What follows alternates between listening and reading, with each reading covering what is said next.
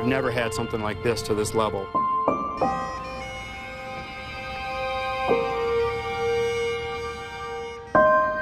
Thinking back to the events of that day, and I don't know how I survived that. Those first couple days, I had never, ever felt so lonely in my life. It didn't matter how many people were here or what people were doing for me. I was alone. A very dear and amazing friend in person. The Sun Prairie Fire Department lost a captain. And Abby, we will be with you forever. Abby Barr lost a husband. I remember those couple days after looking at my future and being like, all I see is a big black hole. Almost safe to say that, kind of in a way, I also died that day. And ever since then, I'm trying to rebuild what my life is going to be from here on forward.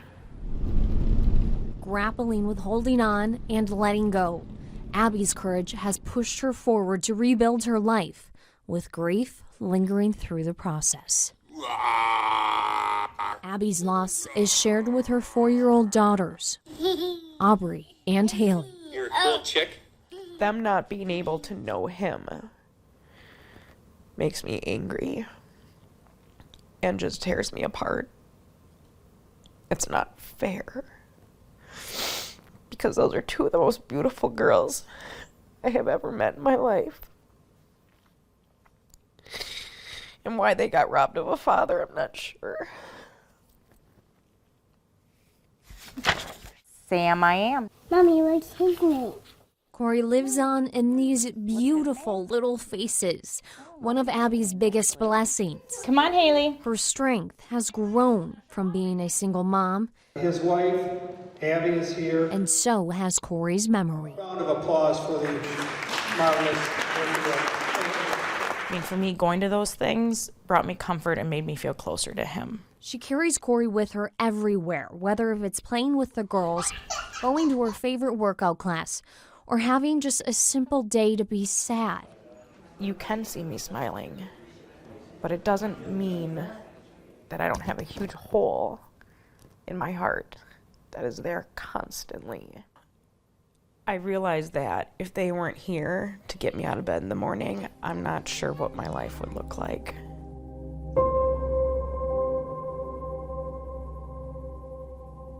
Sam, I am. No, this one's Sam. I strongly believe suffering in silence is not the way to go. If I can speak out to it and people can take away from that, then that will give me purpose and fulfillment.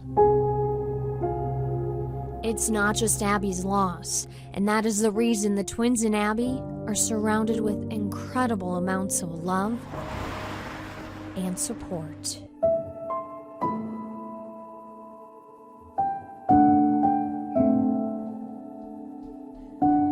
I do not like green eggs and ham. Myself that they will be loved, and they are so loved, and they are so lucky to have so many people in their life that love them as much as they do. All right, say goodnight, everybody. Good night, everybody. So while he isn't here and they won't get to know him, they will still be able to know him through these other people. I love you. And they will still get so much love, it's going to be ridiculous. I love you too.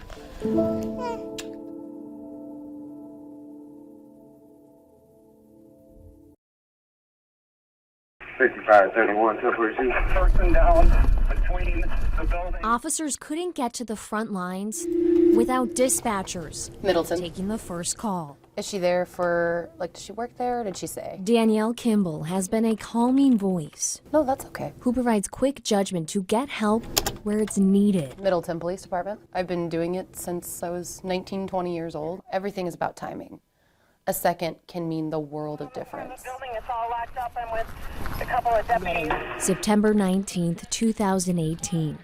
Each second meant a difference, as she had to send her officers to an active shooter inside an office building filled with people. Is it hard being in the community and knowing these officers and having to send them to something like this? Absolutely. And that was probably one of the hardest things I've ever done.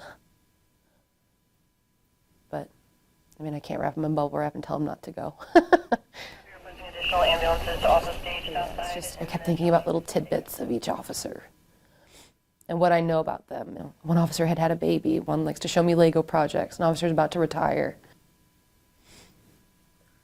Yeah. So just little stuff kept kind of going through my head as I'm sending them out there to that. And then at the same time, I'm thinking about the people in that building and the amount of people that I'm asking, can you get out? And if they said no, I have to tell them, you need to hide. Drop that gun now! The person behind the voice that comforts people in crisis found herself not knowing what to expect. Finding out that there was no casualties and that everybody was going to be okay. I think after I found that out for sure, I slept like a baby that night. I was so happy. A helping hand to the community and to the department. I have the satisfaction of thinking, you know, I did it. I took care of my people. When they needed it most. Any other dispatcher here would have done it. There's some that take a lot of steps. Preserving memories for others is something Chris Wells never thought he had time to do. My dad and I started doing clocks about 30 years ago, actually, so it's been for a while. What used to be time cut out to spend with his dad turned into a business. It keeps you moving. The man with a history of building takes wood from structures he knows are running out of time. This is where it starts. Then crafts them into clocks. Glued up for a clock. We have them from timeless timber, the logs that were brought up off the bottom of Lake Michigan, from St. Francis Church. Clocks from Howard Hughes. I have clocks from Camp Randall Stadium.